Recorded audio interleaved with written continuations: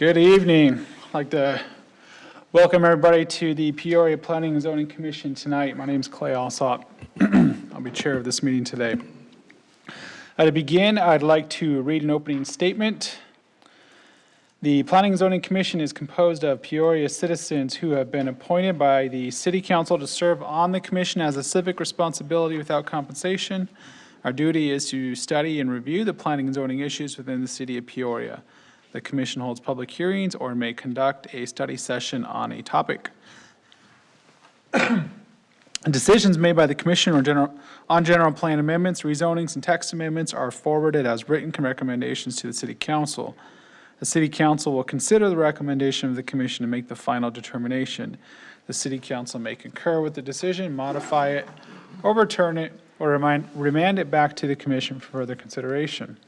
For conditional use permit applications, the Planning and Zoning Commission will act as the determining body and may approve, deny, or continue the application. Any member of the public may appeal the decision of the commission to the city council regarding a conditional use permit. The appeal must be submitted in writing to the Planning and Community Development within 15 days of the commission's decision. As Arizona and Peoria continue to be impacted by the COVID-19 pandemic, tonight's meeting is being conducted using measures to protect the health and safety of the public while discussions, deliberations, and actions of the Planning and Zoning Commission remain transparent. To ensure the health and safety of those attending tonight's meetings, members of the public are required to wear facial coverings and social distance while inside the City Council chambers. Members of the public who wish to watch the meeting remotely can do so by viewing a live stream broadcast on Facebook at facebook.com/City of Peoria AZ, as well as on the Digital Peoria channel on YouTube. The meeting is also broadcast on Cox Channel 11 and CenturyLink Channel 8509. Additionally, the posted agenda online invited citizens with comments or questions on any agenda item to submit those by 6 p.m. in advance of the meeting. If you have comments or questions following tonight's meeting, you can submit those to the Planning Department by emailing planning@peoriaaz.gov. In the interest of maintaining a fair and efficient hearing, the Commission will adhere to the following steps during tonight's meeting. Each case will be called in the order in which it appears on the agenda unless otherwise announced. Chair will open the case. City staff will then provide a brief report and recommendation.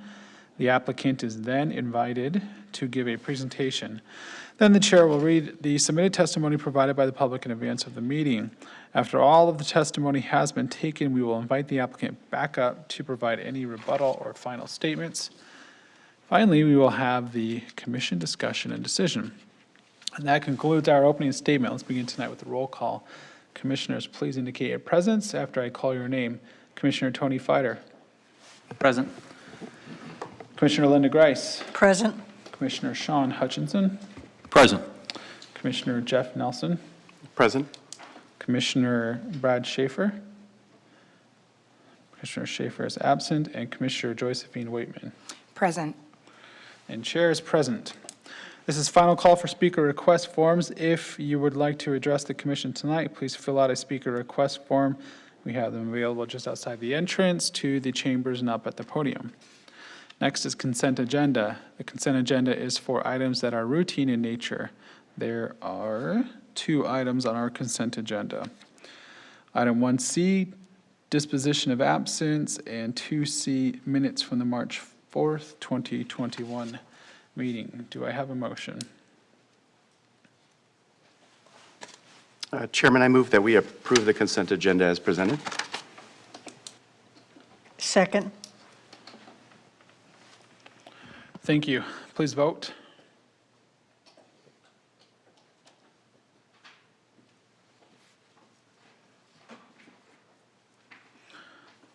Motion approves unanimously. Thank you. We have 2 items before us tonight under new business. Item 3R, study session, ASU Project Cities, ADU research, and 4R, study session, mobile food vendor text amendment. Staff, please present your report. Good evening, Chair Alsop, members of the commission. I'll go ahead and start out and then introduce the topic, and then Lori will talk about what an accessory dwelling unit is and its impact and implications in the community.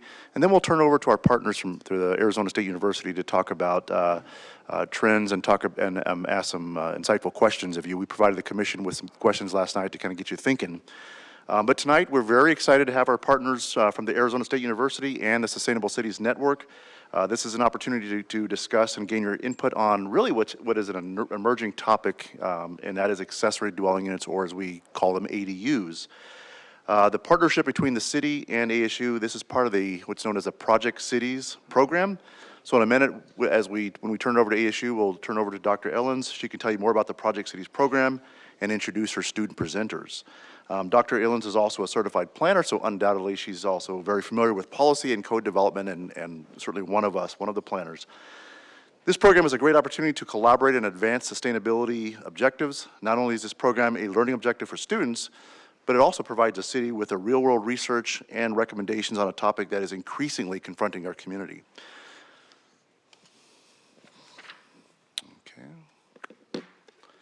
So the backdrop of this topic, accessory dwelling units, is the city's housing stock and the availability of lifestyle options it provides.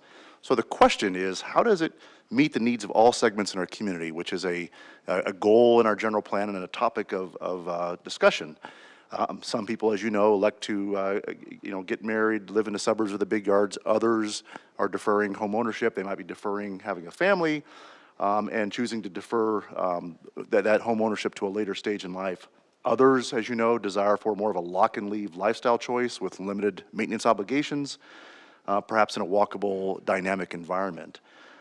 So the other question is, how does our housing stock align with the workforce of today and the workforce of the future? So in this outlook of housing choice, a movement was inspired about a decade ago that was known as the missing middle housing. And so on the screen here, you've got a graphic. On the left-hand side, you can see single unit detached. That's a traditional single-family residential neighborhoods. To the far right, we should indicate it as mid-rise, but really it's apartment or multifamily housing. And that's the spectrum of housing choices across the landscape. And so there are a variety of housing types and choices within the spectrum that are often not considered a part of the housing stock. And that includes things like live-work environments. We hear about that type of situation, or we're going to talk about tonight, accessory dwelling units. And they are referred to as part of the missing middle because these are typically, I should say, many instances across the country where these housing types have not been permitted in a zoning code for decades. So, these are things that we're starting to take a look at, and they do fall within that spectrum that's not addressed. But they do provide the ability to enhance housing choice, promote sustainability, and address the growing need for intergenerational housing and respond to what are changing demographic trends across our country. It's also important for a healthy community to have a housing stock that accommodates a variety of lifestyle and life stage needs. A growing need is a product type that supports intergenerational and age-in-place opportunities. As I mentioned earlier, the Peoria General Plan, we have several goals that call for an array of housing options that meet the needs of all segments of the community in an equitable and sustainable manner. And some of these missing middle options, like the accessory dwelling unit we'll talk about tonight, this provides several benefits. It provides greater financial stability for the homeowner that might be in a position to offer that, who in turn has that direct, accountable oversight of the rental unit. It also provides an opportunity for someone to live in a safe, desirable neighborhood rather than perhaps an apartment setting, particularly those that may be priced out of homeownership opportunities in an area. Finally, the creation of additional housing types within the community supports sustainability objectives, and it supports existing infrastructure that may already be in place in an area. It provides additional customers for the local commercial base in the area, particularly in a time where people are increasingly relying on internet retailing, so we're consistently hearing about that.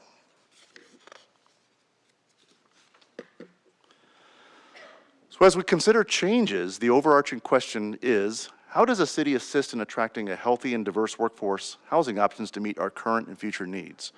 As you know, there are a number of factors today that influence and shape our housing market. They include things like market forces, the availability of land or finished lots, labor and construction costs, which are increasingly rising. One area where we can be a direct participant is within our regulatory codes, our zoning code rather.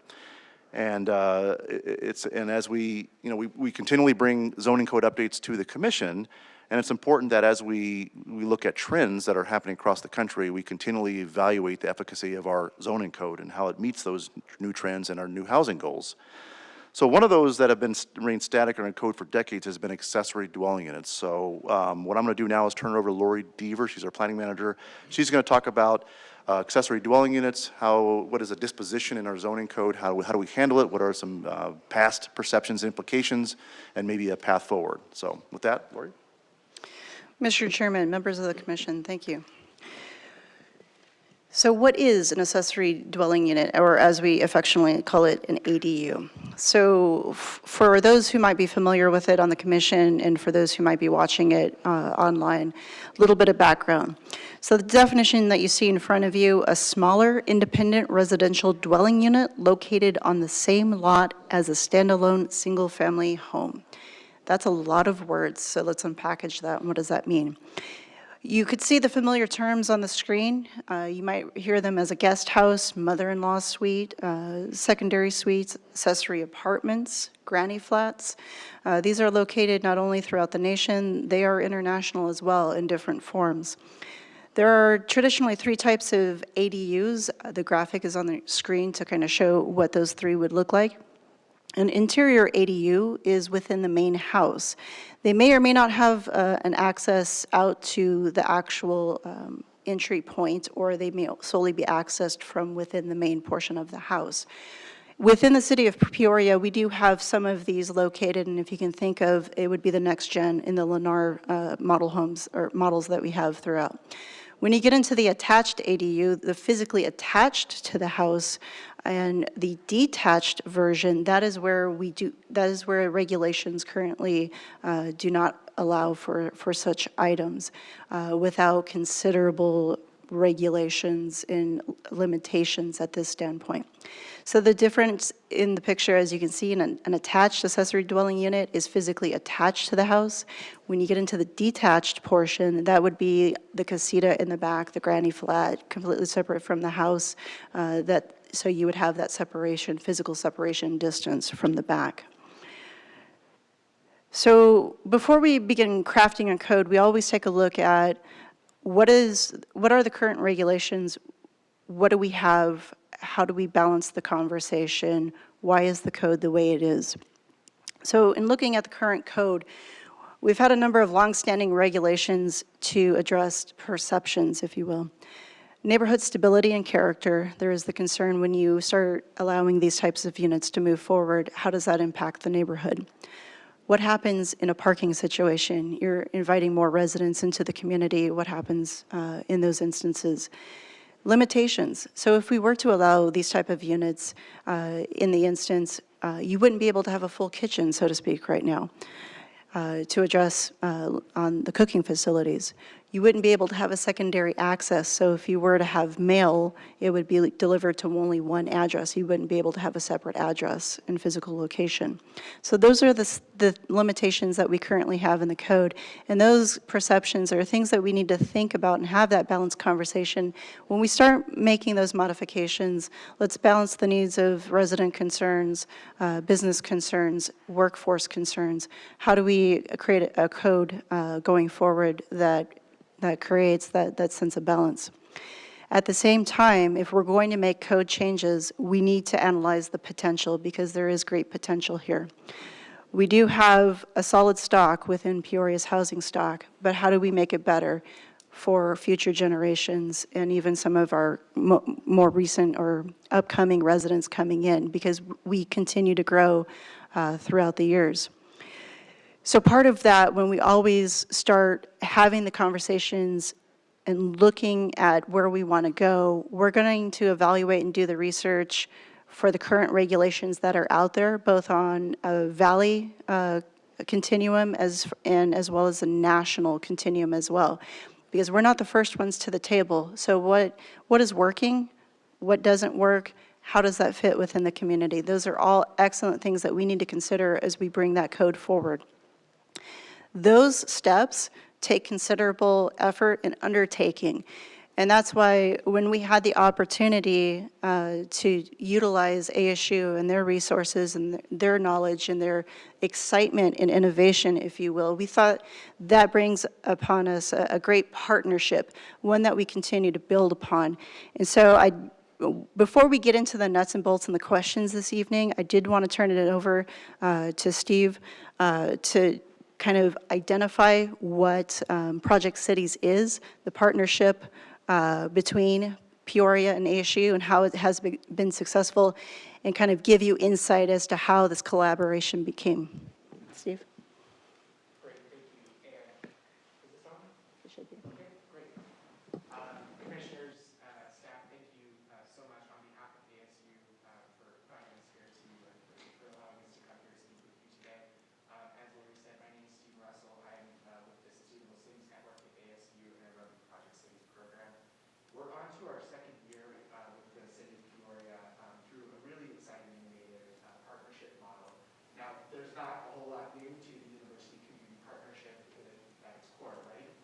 But the Project Cities program seeks to act as kind of a single point of contact and a matchmaker with the university. So we work with city staff here, we work with the city manager's office and various departments throughout the city to identify your challenges and then play matchmaker, find faculty and students who are doing work actively in these areas and in these disciplines and seek really a win-win opportunity for the students to gain insight from you all, stakeholders in the community, and real-world experience applying what they've been studying here at the university to the real issue. And for you all, hopefully that results in some access to innovative and exciting new strategies for addressing some of these sticky challenges.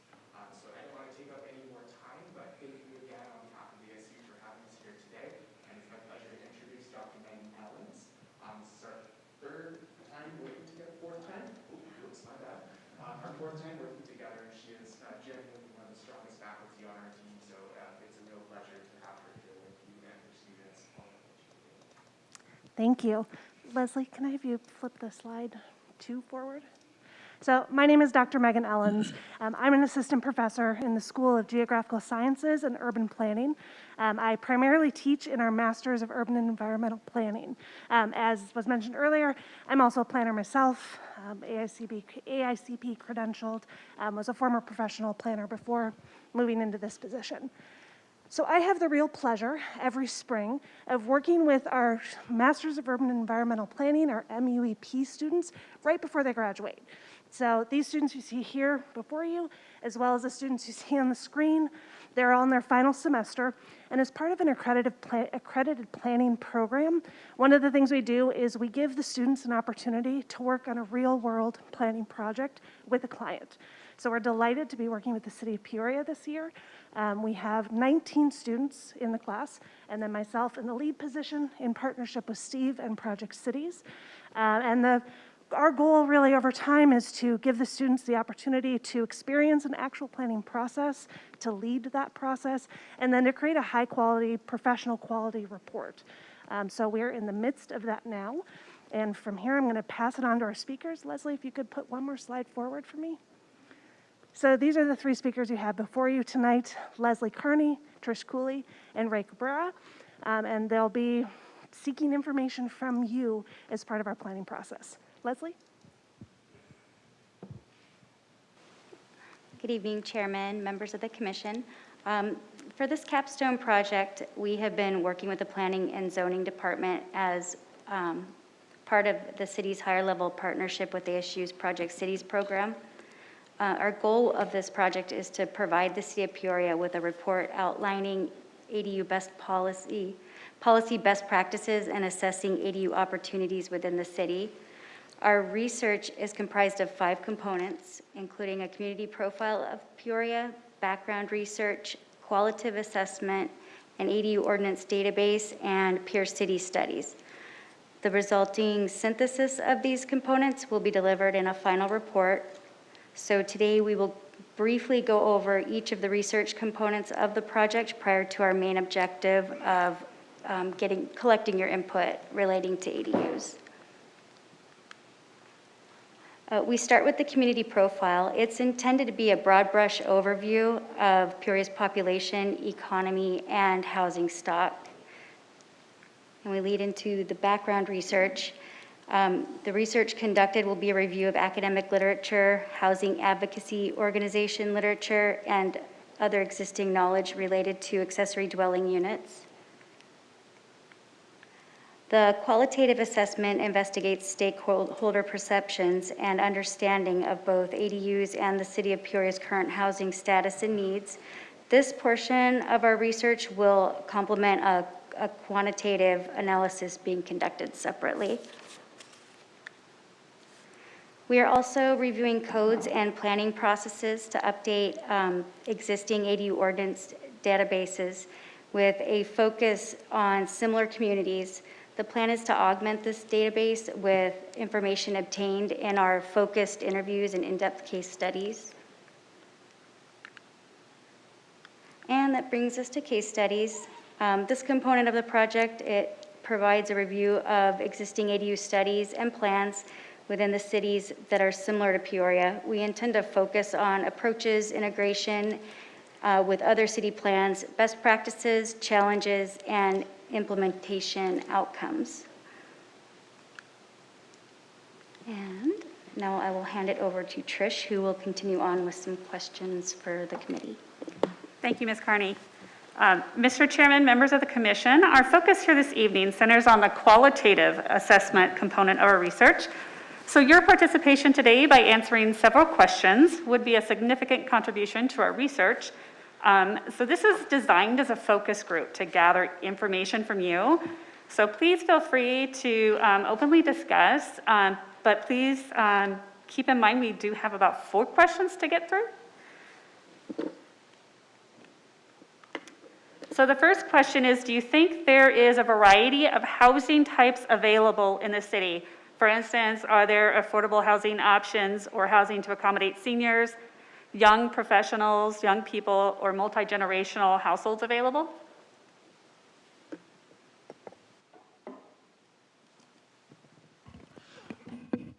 Are you wanting each commissioner to respond or respond as they please, and then I'll direct them to respond if they request to speak?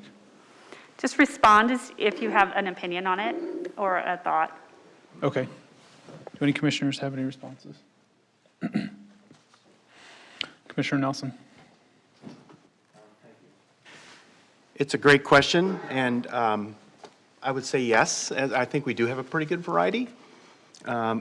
We have a lot to be desired I would think when it comes to affordability, and I've come to appreciate this as I have a 22-year-old looking for an apartment right now, and my gosh, have rents gone up since I was looking for an apartment. So, and then you look at housing prices, they've gone through the roof. I really struggle with how we're meeting that demand in the middle. And I think of seniors on fixed income.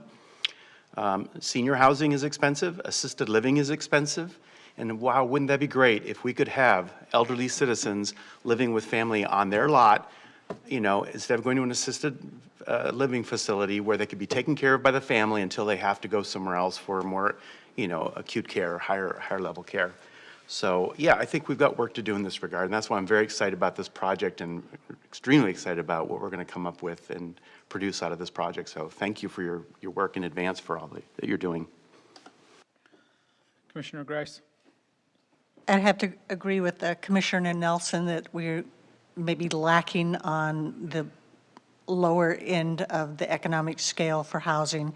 But the one thing that we do have is proximity to cities like Sun City, where there's maybe an abundance of senior housing, but I think that's probably not conducive to the young professionals to be locating in those locations, or it's probably prohibitive because age restrictions. So we really do lack on the entry-level housing.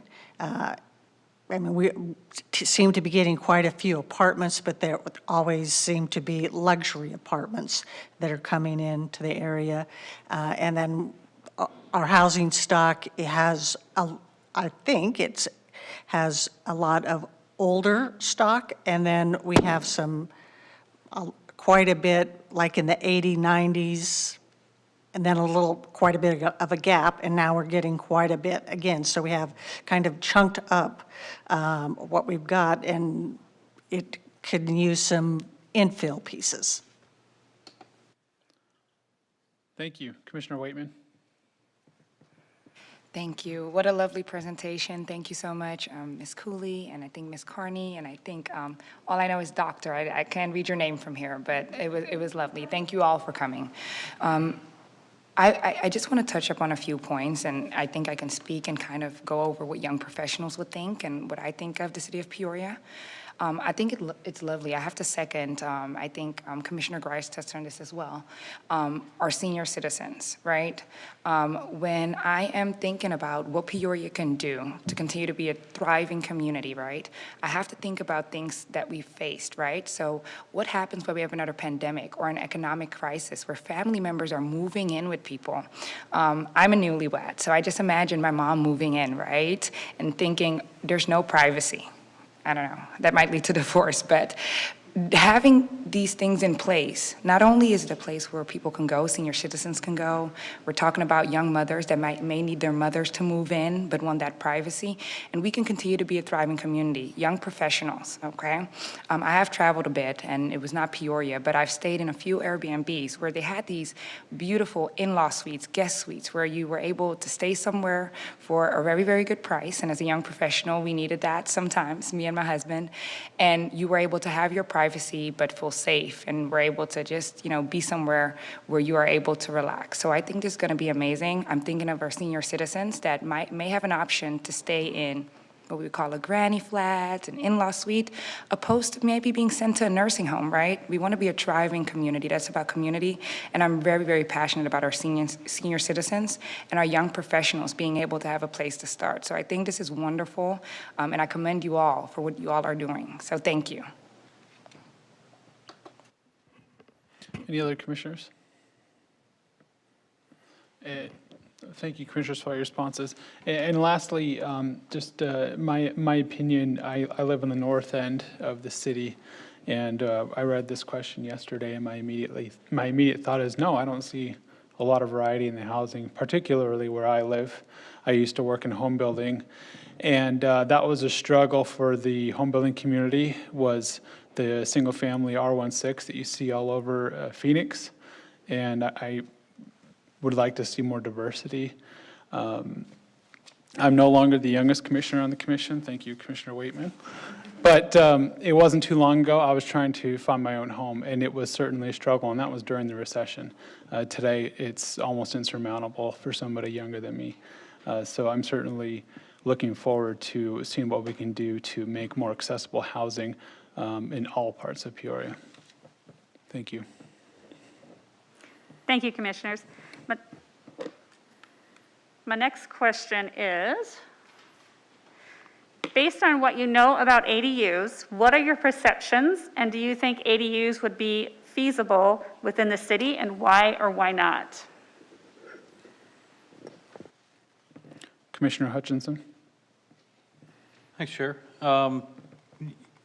So I moved here a long time ago from the East Coast, and they're pretty common back there. Is there, whether they're detached, a detached casita type ADU that's like off in the back of the property, or they're attached but separate with, division between basically two households. My wife and I had a first apartment was a basement of a house, and it was not the most fun, but that's a young couple at the time.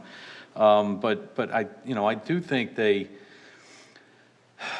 I could see where this this would be challenging in our types of communities, and I hate calling them like this, but we do a lot of cookie cutter.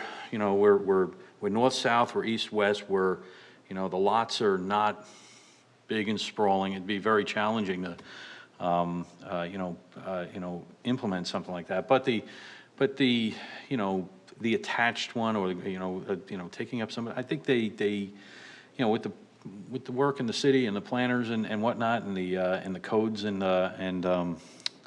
building codes and all that coming together and looking at this, I think it is feasible, and I really would love to see it move forward within our community, because everyone's already mentioned it.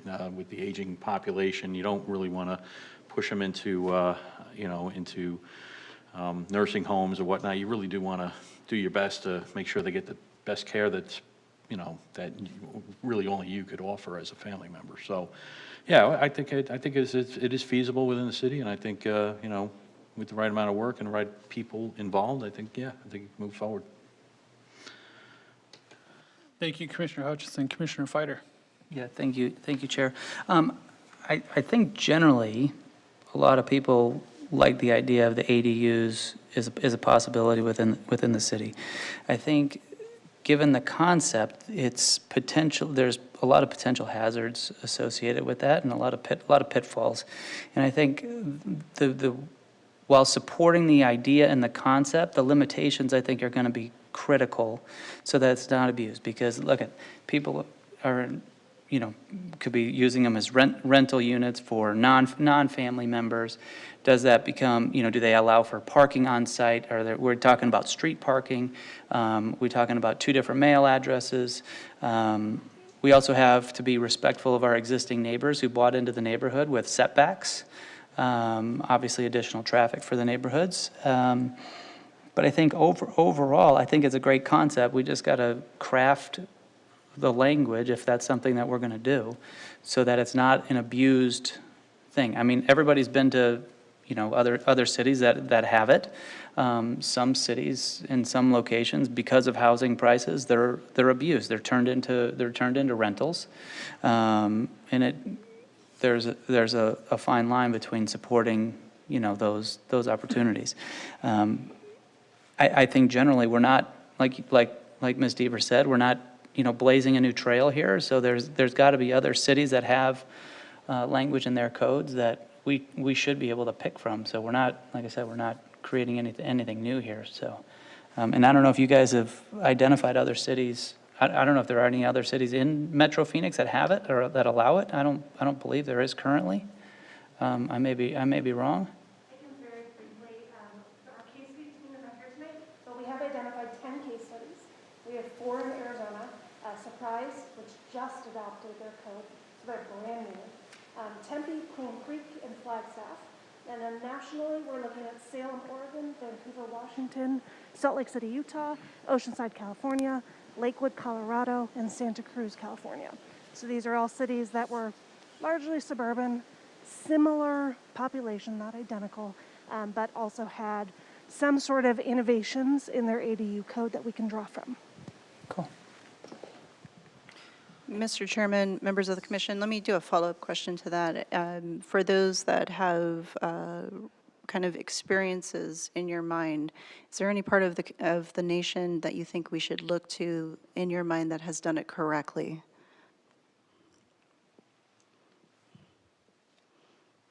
I'm going with a maybe, perhaps. I'd like to touch on one town that we are blessed to be able to frequent from a vacation standpoint is in Hawaii. Housing prices make our housing prices look like a total joke. In this one area that we like to go visit, there's no hotels, and almost every single home has an ADU. And so the neighbors, it's gotten to a point where the locals that live in these neighborhoods absolutely can't stand it because it attracts VRBO, Airbnb, and creates problems. Parties, people don't have the same respect for the unit and the residents like homeowners or family members. So this particular area, there's a constant battle between locals and then are the people that are doing Airbnb and VRBO, are they paying bed tax to the cities? So that's a scenario where it's run rampant and it's actually caused problems, even though I'm very supportive of the idea and we use them ourselves, but there's got to be some level of limitation on it. My thoughts. Commissioner Hutchinson. Thanks, Chair. I just wanted to, Commissioner Fighter actually had me thinking about a couple of things too. And I could say that without a uniform set of standards and codes for implementing ADUs in a community. I know there was a lot of, let's say, illegally put up, constructed ADUs in some of the communities that, from where I grew up in Long Island. They weren't done with through any codes or standards. There was no uniform building code or uniform, process that a homeowner could go through and easily, submit plans and do everything that is needed to be done to build out something for their family to live in.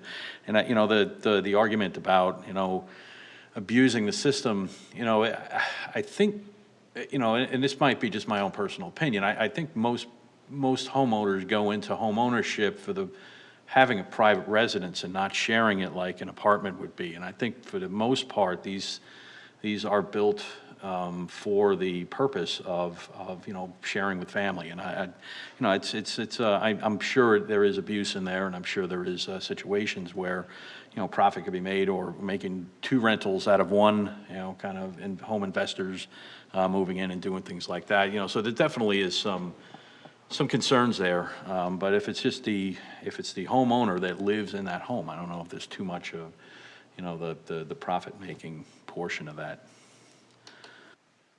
Commissioner Grice.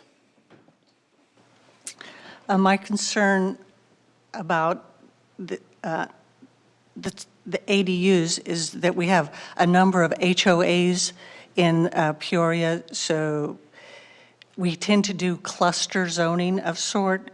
So the lots are maybe towards a smaller side, being able to put a second unit in the back, and the lot coverage that we would have, total lot coverage increasing, like heat density and the parking issues that would go along with that. And I mean, even if the city allows for it, we have all the HOAs that would have to probably change their CC&Rs to allow for that type of issue. So I think that's a great idea. I think that it's probably going to be very difficult to implement in Peoria. Thank you, Commissioner Grice. I agree with what almost everyone has said here, and I just want to give you my anecdotal experience to dovetail off Commissioner Grice's comment. A long time ago, I'll be deliberately vague, I worked on a large PCD in Peoria. It was unanimously approved by Planning Commission, approved by the staff, and met with significant opposition from the public. I think therein lies the challenge to this. I don't think anybody in this room would be the person you have to convert to what we're trying to do. It's an educational problem. I think most people support it if they take a look at it and understand it and analyze it. Certainly, I think our culture is changing, especially with COVID. But my perception is the biggest challenge you'll have in Peoria is the public voters. The recent general plan update we approved was a good step in the right direction, but we have to keep moving in that direction. Yeah, I would concur with that as well. When I was thinking of perceptions, I'm like, my perceptions, I don't have a strong feeling one way or the other necessarily. I'm not opposed to it, like the concept. It's the public perception. And I don't know if you can get to the question of how they impact property values, but let me assure you that is going to be front and center on people's minds. Property values. So if there's any evidence you can come up with that says it impacts it positively, negatively, it's neutral, whatever it may be, I'd be really interested to know that, because I think that would be a selling point if there's a positive impact. Negative, another story. Commissioner Waitman. Thank you, Chair Alsop. I just want to go ahead and piggyback off all of the commissioners, because that is something that I was researching prior to we got here, right? The average increase of property taxes, because we want to know how this is going to affect, the residents if they want to do this. And I think maybe the study just giving some comparisons, maybe the return of investments, the ROI, and just showing people what the benefits are, which I know you guys are probably already including, would really, really, really help. Because, yeah, there is a public perception, as the commissioners mentioned, and I don't think this has to be studied, but it will increase property tax. It will be different things. So what is the return on investment? Because there's a huge return on investments when we're thinking about Airbnb. I'll save my next comment for another question or for one of the other commissioners, but maybe a comparison and really giving them that ROI and the benefit of possibly, this, being introduced to the city. Thank you, Chair. Thank you, Commissioner Waitman. Ms. Cooley, we'll go to the next question. The next question, if the city of Peoria were to adopt an ADU policy, where would you anticipate challenges and opportunities?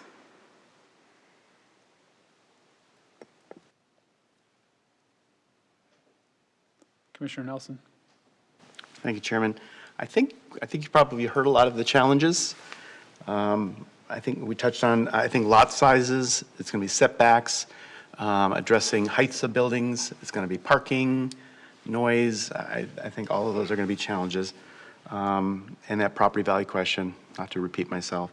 So I'm going to focus on more opportunities. I think there's a lot of positive for our community if we can get people to think about kind of the greater community. I'm thinking particularly about how we just have so much sprawl in this town.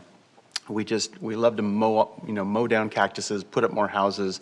That's expensive for cities to extend services, sewer, water, electricity, whatever it may be, to those outlying areas. So I think if we could somehow help people understand how this reduces the cost to operate the city, which translates perhaps into lesser tax hikes or, saves on the tax front money for residents and their property taxes, there's an opportunity there. Again, it depends what the research says, but I would surmise that that's probably the case. If you can get more people on a lot, people are having smaller families. I've read recently, I don't know, but they're having fewer kids. They're building these bigger homes, way bigger homes than they probably need. And it just makes more sense to me to put more people on those properties. It's sensible development to me. So I think there's a great opportunity, and hopefully, I believe in Peoria residents enough to think they could be convinced that if that makes sense for our greater community, it's something we should consider and not just overly say no to. So I think that's a good one. I'm just going to leave it there. Those are the ones I want to mention. I'll let the other commissioners chime in. I'll follow up with just a couple comments from Commissioner Nelson's comments. I think my demographic, maybe 10 years older than me, is an opportunity. My parents, fortunately, are healthy. I hope they are in the next 10 years, but they're baby boomers, and they are going to age, and they're probably going to need help. I suspect things like that, where most of the people in my community are about my age or 10 years older, they're going to start realizing I can put mom or dad in a full-time facility, or I can hopefully build something in my backyard and have them closer. And I think most families would find that much more palatable. And as far as I'm concerned, the city should make that as easy as possible. That's just my 2 cents on opportunities. Commissioner Hutchinson. Thanks, Chair.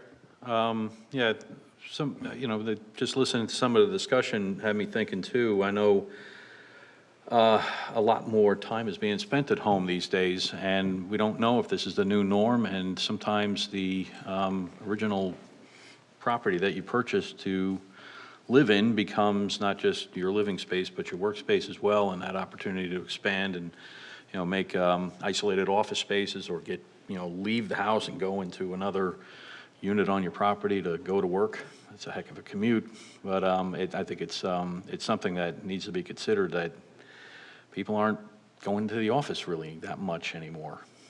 Some of us never left the office,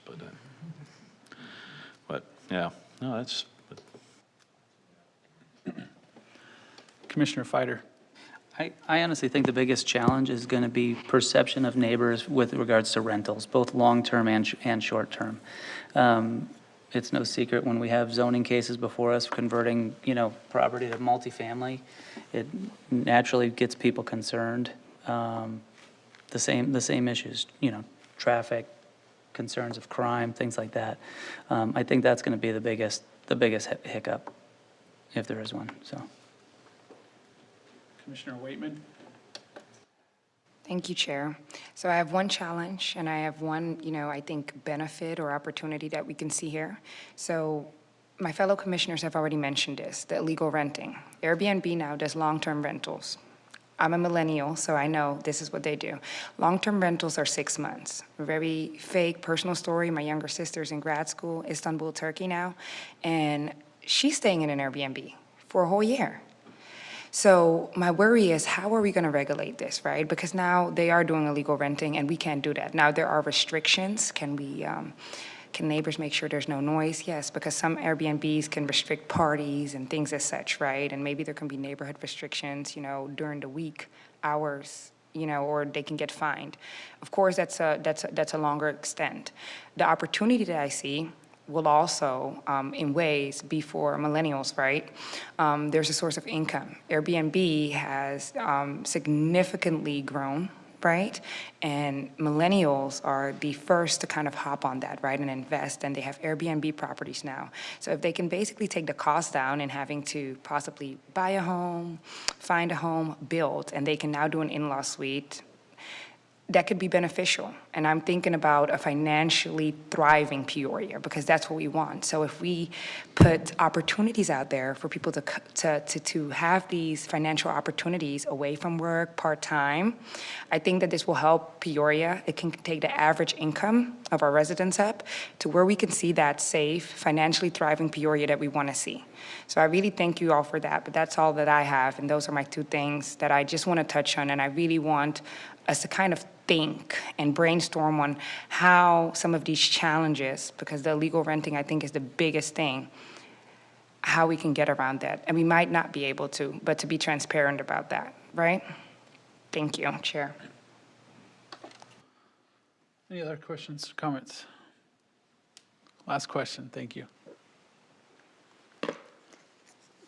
Thank you, Commissioners. For the final question this evening, what would an effective ADU policy look like in Peoria?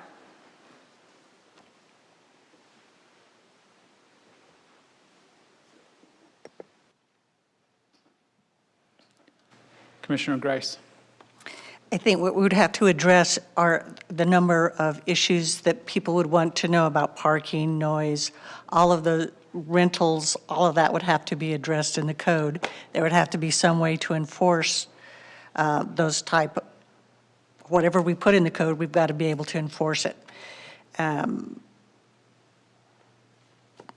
We've all talked about a lot of issues, so it would have to address the multitude of it and cover the whole thing to be effective.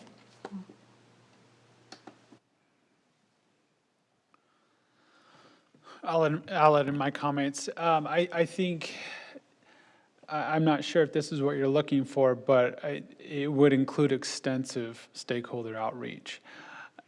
In order to get something approved at City Council, I'm sure our leaders in City Council would want to ensure that the public felt like they had a significant say and that they were heard and considered.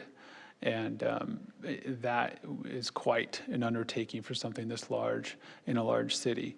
But I think that would be absolutely critical.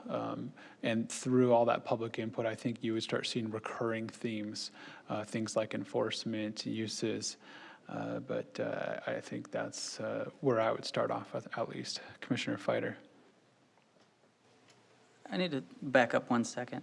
Our current ordinance allows for guest suites, if you would. Just, what's the differentiation that we're looking to create? Because right now, people have guest houses, things like that. But is it really basically the cooking ability in the ancillary units, accessory units? Chair, Is that the members of the difference? commission, our code today doesn't permit accessory dwelling units in the definition that we're using. We do allow for semi-independent spaces within a dwelling unit. However, usually that delineator is there a cooking facility? Does this space, does it have the ability to operate like an independent unit? Does it have its own, those are the kind of the clues we look at. Does it have its own access? Certainly we would not want it to have its own mailing address, but those kind of things. So it can function as a semi-independent space, but we'll look at some of those factors to determine, is it in fact an accessory dwelling unit or not. Right now our code doesn't permit it.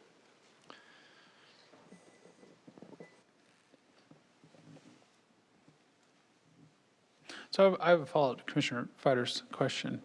And maybe we haven't fleshed out all the details, but what exactly are we proposing? Are we talking a unit with, full appliances, cooking gas, hookup? Are we talking a separate electrical panel? Are we talking a different address? That's going all the way in one direction, and then I think there's a lot of in the middle. Mr. Chair, members of the commission, I think what we're doing right now is we're exploring the notion of ADUs in our community. Are there best practices out there that can address some of the perceptions and limitations that we've talked about tonight? As a pilot program, we did work with Lennar in Tierra del Rio, and they had an intergenerational type of housing option where, they worked with the city of Phoenix before that, and they developed an ADU ordinance. And so when we looked at their housing type, there were some factors that created that space without creating the outward appearance of a separate dwelling unit. So that was something that kind of got the community thinking about that. And so I think what we're trying to do is explore this question, see what best practices are out there. Are there things that might work in Peoria? And then once we identify those parameters, bring it forward to the community and have that conversation. So in the case, I'm familiar with Lennar's next-gen product. Were they limited to not having cooking facilities? Is that where the city drew the line? Mr. Chair, members of the commission, I'm trying to recall. I think, they certainly could not have a separate address. They certainly could not have their own exterior entrance, that you can only enter the unit internally. I don't think they could have a cooking facility. I think they have microwaves in there. This is one where Mr. Hawks gets to phone a friend on this particular All one. right, okay, go for it. Just to clarify a little bit, actually, the next gens in TDR have a access out to the main entry area. So there is the ability to access the living space from outside of the unit, also from the inside the interior. Primarily, it's focused more on the interior for access. In terms of limitation of cooking facilities, they cannot have an oven. Basically, we limit once you get into a 220 situation for an outlet. You can have things that are less than 220, so that's the differential that we would be looking for on a set of plans. For those that might be wondering on the 220, think of your ovens, stoves, the big plug in the back. The 220 requires additional. So that's where the distinction is right now in our code. Okay, thank you. Commissioner Hutchinson. Thanks, Chair. And I'm guessing that any policy that we would look at would probably be, cut it into several parts, obviously, but one would cover retrofitting properties and another one would be new construction, I would imagine, because the separate unit would be engineered as part of the original construction of the property, and those retrofit projects would be engineered otherwise by the homeowner or the homeowner's representative. So I'm thinking there's got to be two, because I would think. I'm not sure. I haven't seen policy from other cities. I don't know what it looks like, so. Chairman, Commissioner Hutchinson, we are exploring a number of possibilities. One of the questions that is being talked about and explored is if we were to look at attached units, what would that mean and impact? Do we carry forward and have a certain standard type of accessory dwelling unit that we would propose? Second, if we had like a casita option, a standalone option, do we go so far as to offer plans that a homeowner can pick up, build, and have a reasonable cost consideration that they would pick their contractor and move forward? I think that speaks to, in your mind, how do we standardize kind of the plans and the perceptions, if you will. So those are questions on the table. If you had suggestions, thoughts, kind of preferences in terms of if you think a standalone unit would be more palatable than an attached unit or things of that nature, we're also looking to have that conversation with you as well tonight. Do we have any other comments from any commissioners? We don't have any. Please proceed, Ms. Cooley. Thank you. Mr. Chairman, Commissioners, City Staff, this concludes our presentation for the evening. Thank you again for your time and input. Thank you. We'll take just a couple-minute recess between these agenda items. Thank you.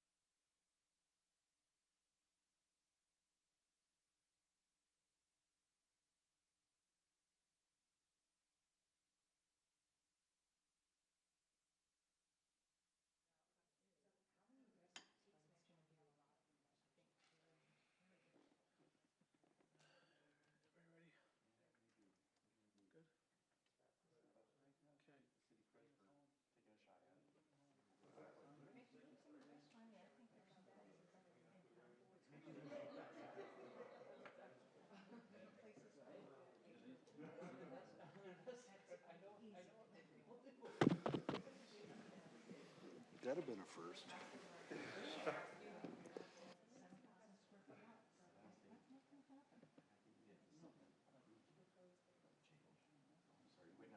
Yeah, that's all right. Relax.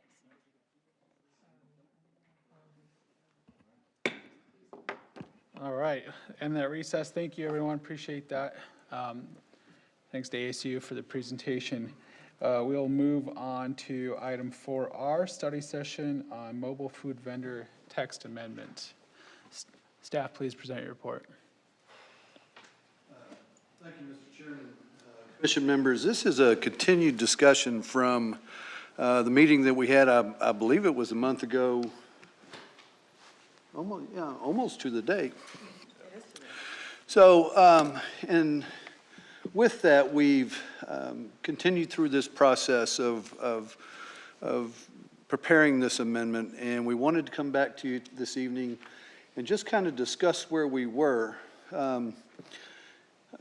Based on our last conversations, I would just note that we spent a lot of time talking about, the process, the vision behind the text amendment, the council subcommittee direction, the methodology behind our process. So we've taken that to the next level now, where we've started to put together really the nuts and bolts of the proposed amendment. So we wanted to share those with you all this evening. We also recently completed a stakeholder neighborhood outreach meeting that we wanted to share with you as well. And really just start to introduce to you the actual contents of the amendment itself. So just a couple of review items. The City of Peoria is the applicant on this. It's a city-initiated amendment that's really looking at amending three sections in the zoning ordinance. The definitions, clarifying what the land use is, the land use matrix, how it fits into the different categories, and then finally the limitations on the uses. The purpose behind it was to, comply with recent, House bill amendments that were approved in 2018, but more specifically to establish really a balanced set of standards that made sense industry-wide. So, again, just a little bit of the history. Currently, if you recall, we had a good discussion on it a month ago. Food truck vendors would fall under the temporary use permit category. I think we discussed clearly how the limitations of that application and how it really wasn't applicable to the use that we're discussing here this evening.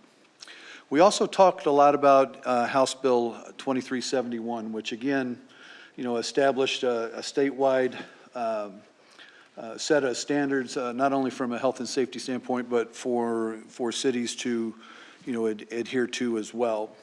It clearly defined the mobile food unit, and also out of that came a Arizona Cities and Towns ordinance that was just a model ordinance that we used as we went through this process. So getting really into it, we're again talking about amending three specific sections in the zoning ordinance. The definitions, the land use matrix, and the limitations on uses.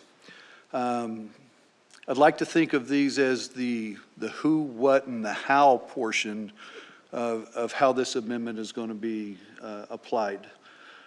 What the definition of a food vendor, mobile food vendor is, where it's applicable, in what zoning category it's applicable in, and then finally, how it's going to be applied on site once the others have, been identified.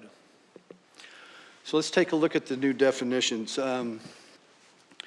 We are proposing that the mobile food unit essentially means an establishment that is licensed by the state of Arizona that is readily movable, that dispenses food or beverages for immediate service and consumption and other incidental retail items. A mobile food vendor, is clearly any person who owns or operates, leases that mobile food unit, conducts business through that would be the mobile food unit vendor.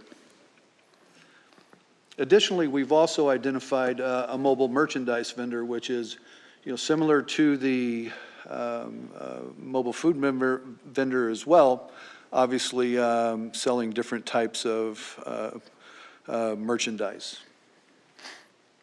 And then obviously, finally, the mobile merchandise unit, which is, again, the vehicle carrying the tangible personal property for sale or the merchandise subsequent of the food.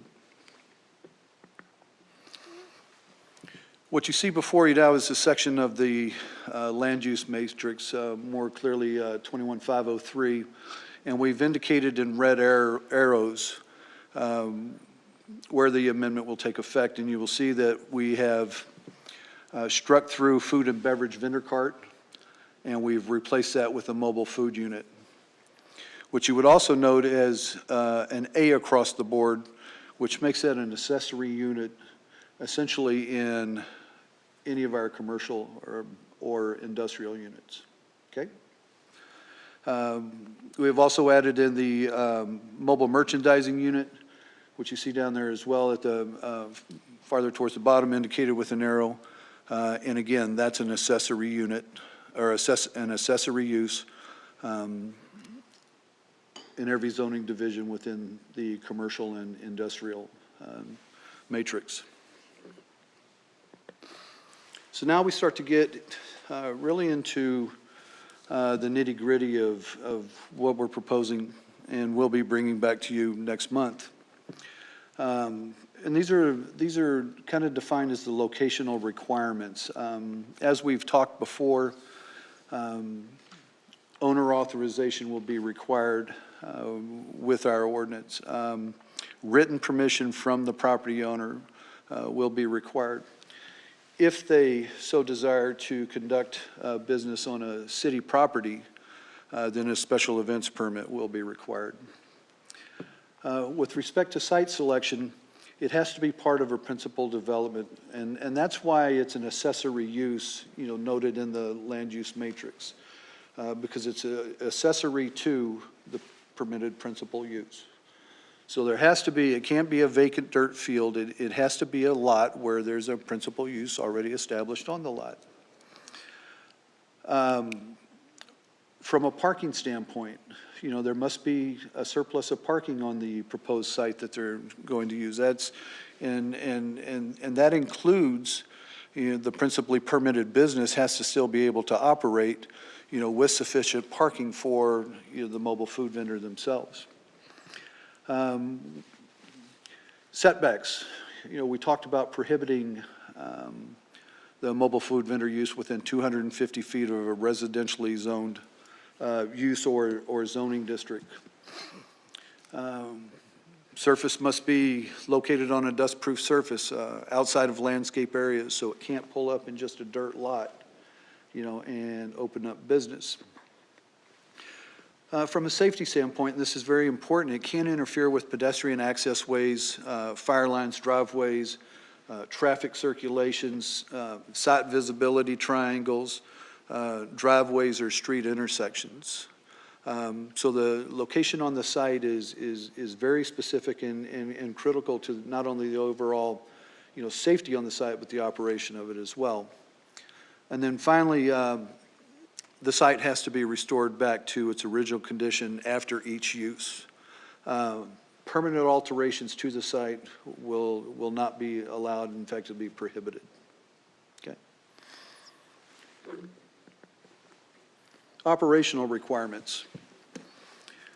From an operational standpoint, we're proposing 6 consecutive hours in any one location.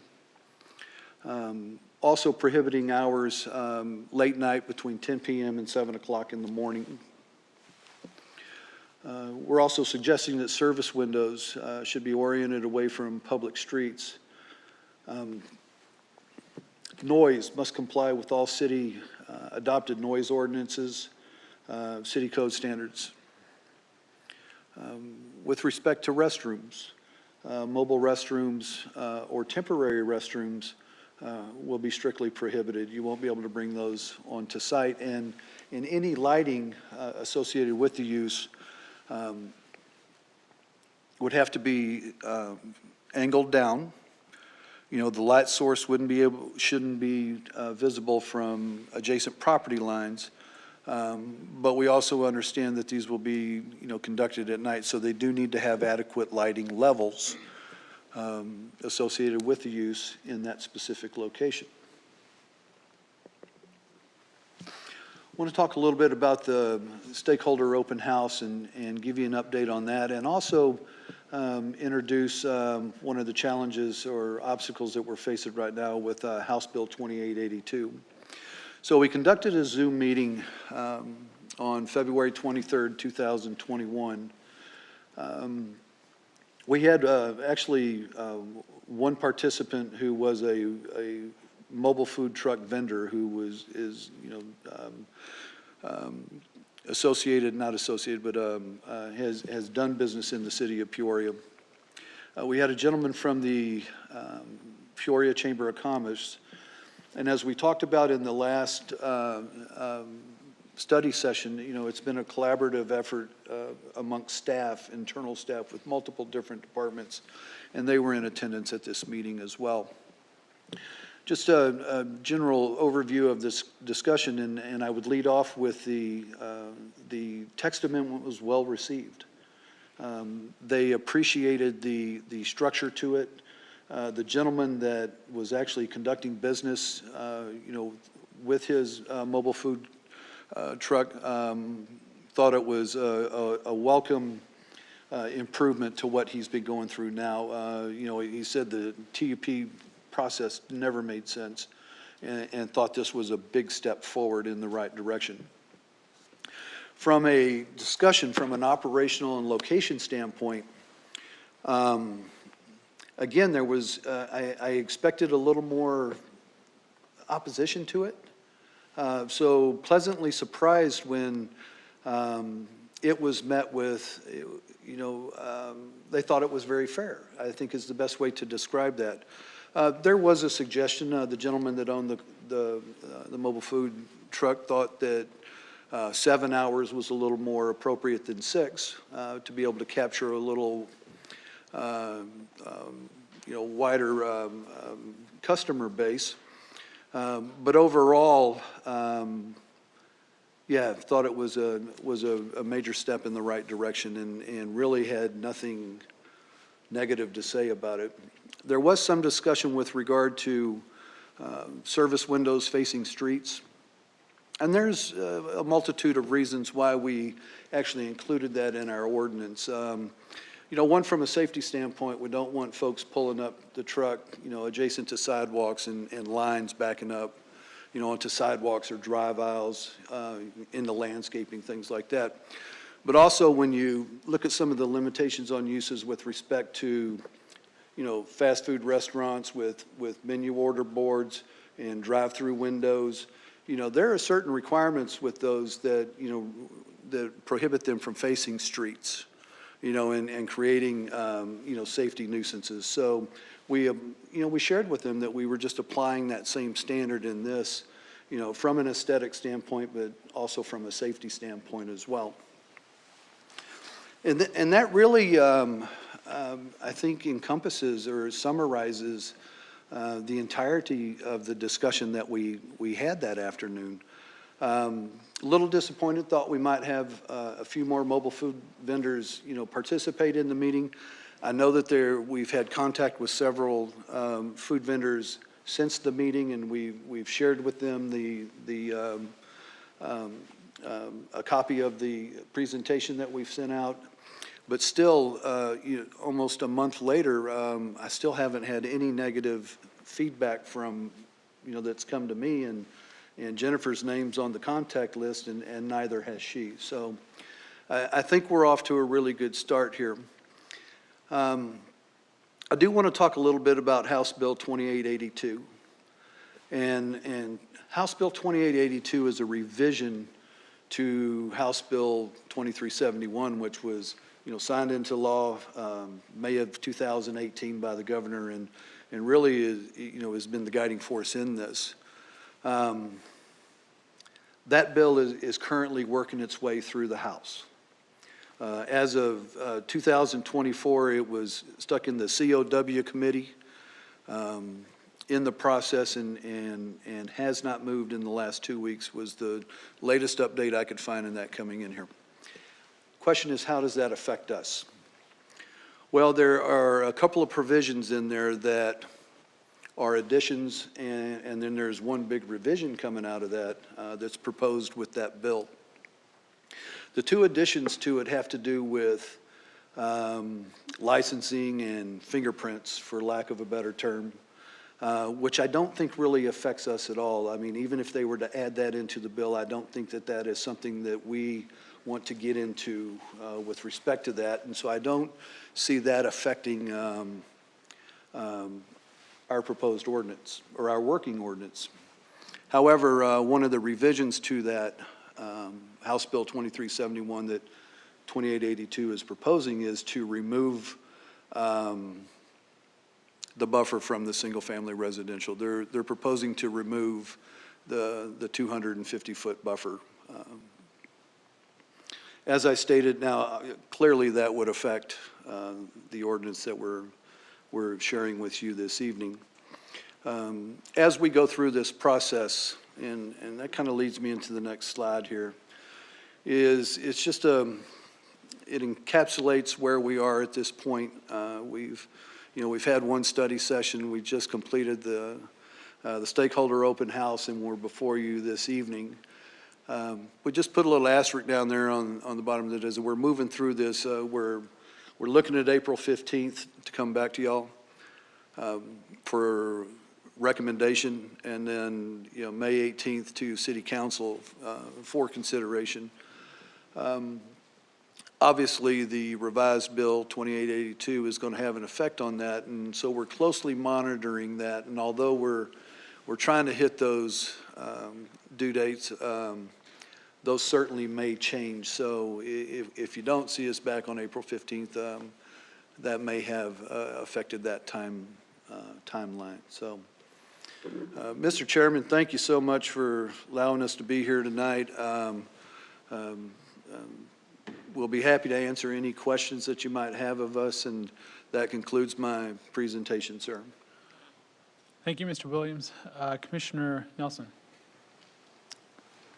Thank you, Chairman. Thank you for your report, Rick. Just some clarifying questions. You said that House Bill 2882, I think it was, that's working its way through the legislature, would eliminate the 250-foot separation requirement from single-family zoning district. So is multifamily not, are they not part of that 250-foot separation agreement under this proposed ordinance or working ordinance?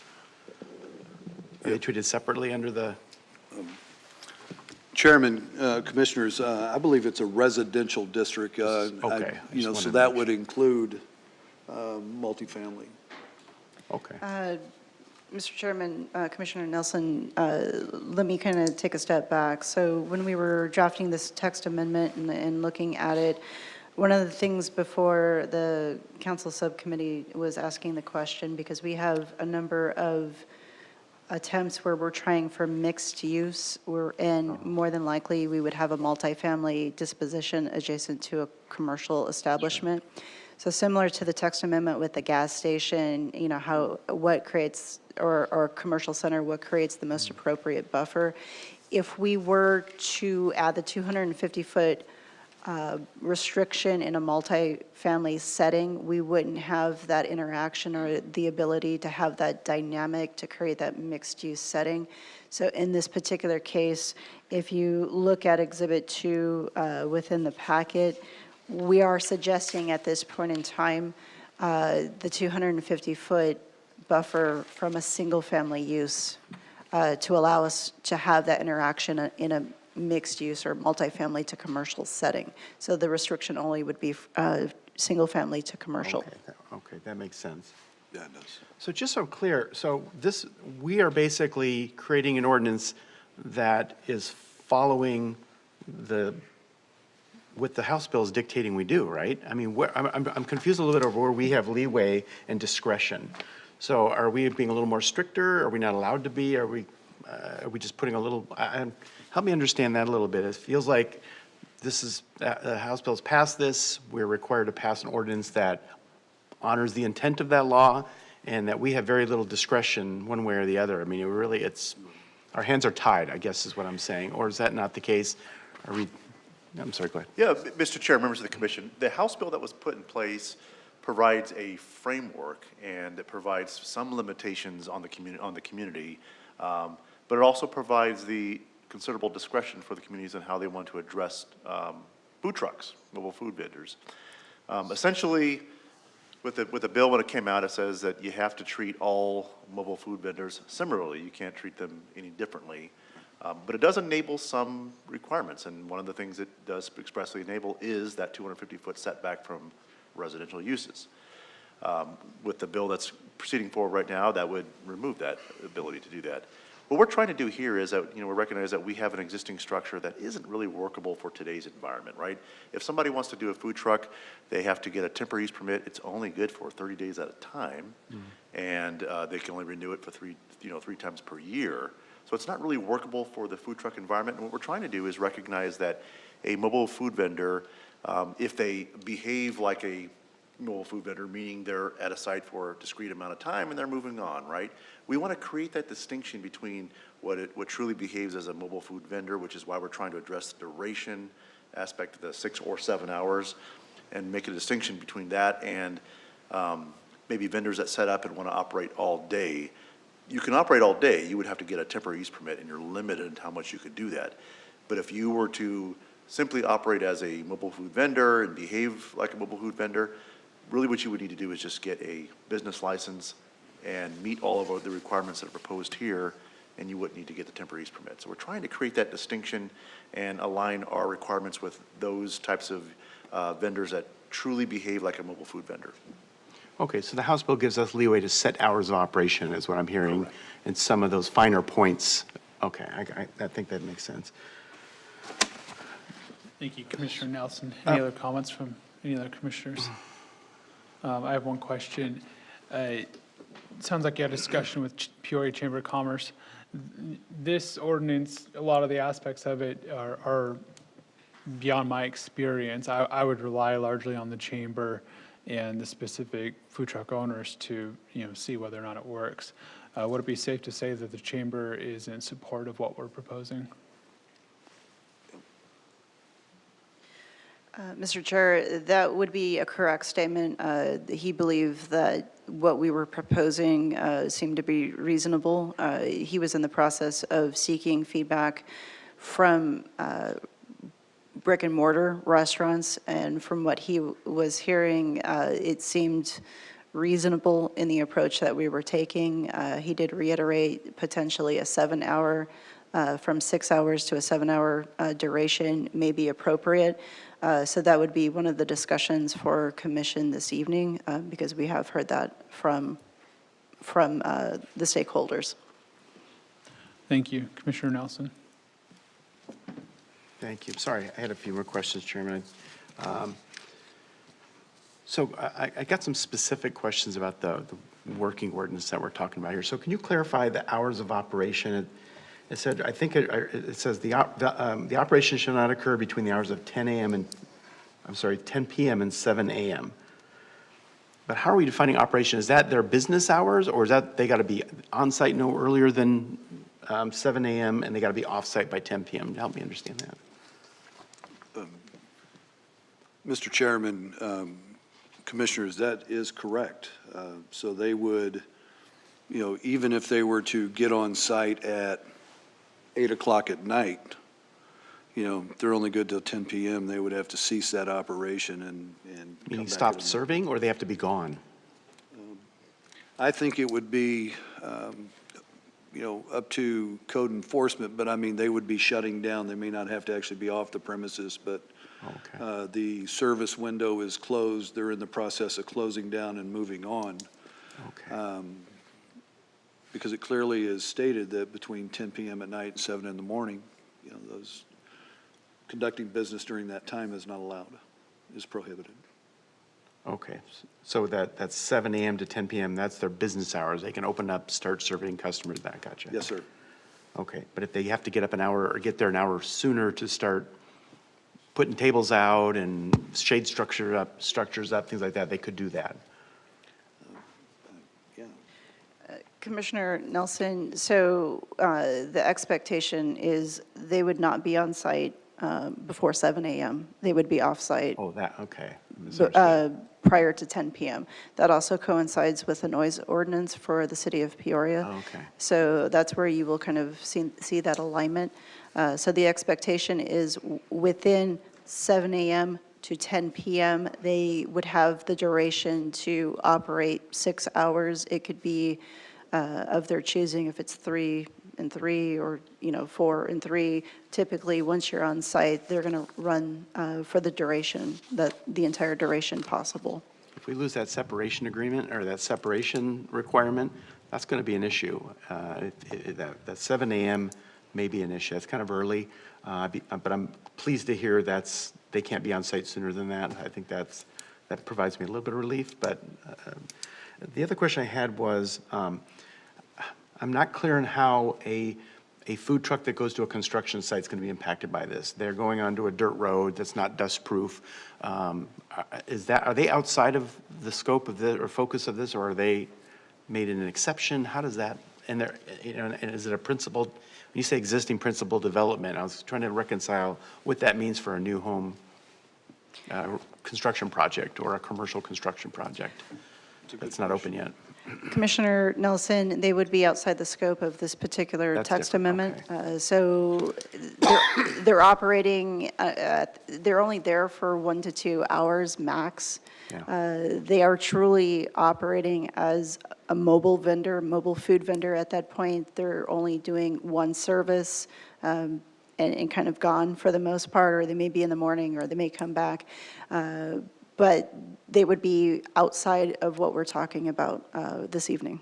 Okay, thank you for that. The only other question I had was, is there any language, I didn't see it, but maybe I missed it. Is there any language that says they have to be self-sustaining? Or can they run a water hose to a nearby business, an electrical cord to a nearby business? Or do they really have to be all, self-sustaining completely?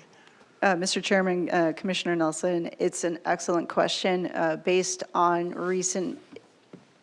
fairly recent experience with code consideration. We are asking that if they're going to run permanent, or if they want to have power, that they're not going to be hooking up from the electrical from the store.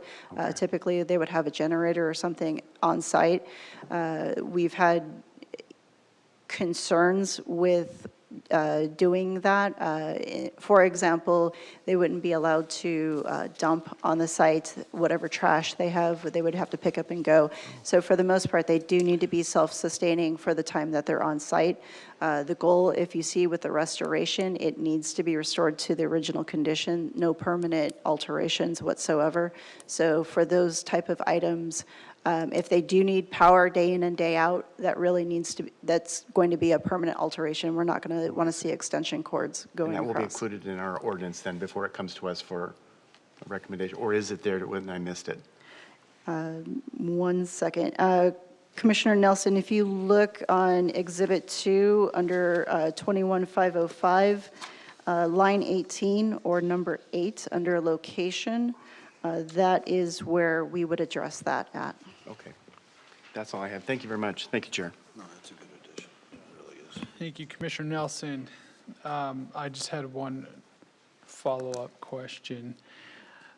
Where did we come up with the 6 hours? If the chamber and the actual stakeholders are asking for 7, I'm inclined to allow that. It doesn't seem drastically different from 6, unless there is a significant reason I'm overlooking.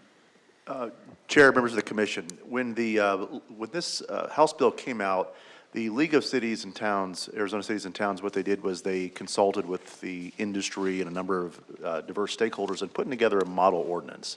So in preparing that model ordinance, what was recommended was a 6-hour duration. I felt that was a reasonable amount of time to address 1 or 2 cycles, food cycles, but also it kept the mobile food vendor really operating like a mobile food vendor and not a fixed operation there. So it was trying to create a balance, and that's where it came out of, was the model ordinance. And when the League of Cities did that process, they did similar outreach to what we've discussed with chambers and other stakeholders? Chair, members of the commission, they did very broad outreach, but again, when they prepared this model ordinance, these are recommendations to all the cities. And so in preparing our draft ordinance, we took, portions of that model ordinance. This was one of those. It's certainly amended to 7, though. I think one thing I would want almost above all would be to be consistent with our neighboring cities. If that's what Surprise is doing, if that's what Glendale's doing, Phoenix, to me, it's really important to be consistent. So the business owners have an easier time being compliant and not trying to remember which city am I in and how many hours can I work and things like that. Any other questions or comments from commissioners? If not, we'll move on to our Next item of business. Call to the public on any non-agenda items. Seeing none, we'll proceed to 5R, reports from staff. Mr. Chairman, members of the commission, I am going to try to channel a colleague of ours, Mary Lou Stevens, whose phenomenal energy and excitement on all things arts and if you would like, I will try to do her justice this evening. So if you can recall, the city is undertaking an update to the Arts Master Plan. This is to implement the goals and policies within our general plan, taking it to the next step, if you will. A consultant is on board designing local. The Arts Master Plan, if I can remember correctly, has been in existence since 2009, and so it's time for an update to kind of move us forward. What you see on the screen, I would like to encourage our commission, as well as any business owners, residents, and anyone in between who's visiting. You see at the bottom of the screen our website for getting information on what needs to be in the Arts Master Plan. So you have the opportunity to take a survey. You have an opportunity to join a focus group. Those are conducted through Zoom. They are limited to 20 people in order to have that more individual interactive feedback. So it's a limited group setting so that people have the ability to share ideas and have that responsiveness. And so I would encourage all to click on PeoriaAZArts.com, take the survey, perhaps join a focus group, and lend your voice to updating our Peoria Arts Master Plan. So that is one particular item. Mr. Hawkes, you had additional items? A couple things. I would like to introduce Mr. Michael Dines. He's with the City Attorney's Office, and he will be our legal representative for the Planning and Zoning Commission proceeding. So welcome aboard. And then also want to talk real quickly about the agenda packets. I think the last two have been electronic versions of that, just in a bid to be sustainable. However, I do recognize that there might be commissioners that would like a hard copy, and we're happy to put together that hard copy and send that out to you if that's what you would like. I know from my experience, I'm old school. I like to take notes and stuff, so I would prefer a hard copy. But we would like to provide it out to the membership. We're happy to do whatever is your pleasure. You know, printing out a packet is not something that we expect volunteers and commissioners to do at your cost. So we were happy to do that for you. And then the last item for this evening, as I mentioned for last time, our April 1st meeting, April Fool's Day, please join us, but for a completely different event. The City Council is doing the budget study session. That is their second night for those discussions. So that for March 31st and April 1st, they will be utilizing the chambers. We would love to see you. However, we would like you also to attend the budget study session. So instead, April 15th is when we will see you next for the next agenda. And that would be it. Thank you. Do we have any current events from any commissioners? Commissioner Nelson. Thank you, Chair. I took that survey, the Arts Master Plan survey. It takes but 5-10 minutes tops, and I'm sure all of you are much smarter and will do it much faster than I did. It's very simple, very easy. I appreciated the questions, and thank you for bringing it up. I think it's important. I don't know if it makes sense to do a focus group in addition to the survey, or if it's really a one or the other. But I found it was a little more challenging doing the focus group only because it was in the middle of the day when I'm working. So hopefully they're offering some evening hours and weekends. Maybe they just are booked up and don't have those options available right now when I look. But I would encourage my fellow commissioners to fill out that arts survey. Arts are so important. I'm a big believer in that. So I think we need to have our voices heard there. So that was it. Thank you. Thank you. See no further business. I call this meeting adjourned.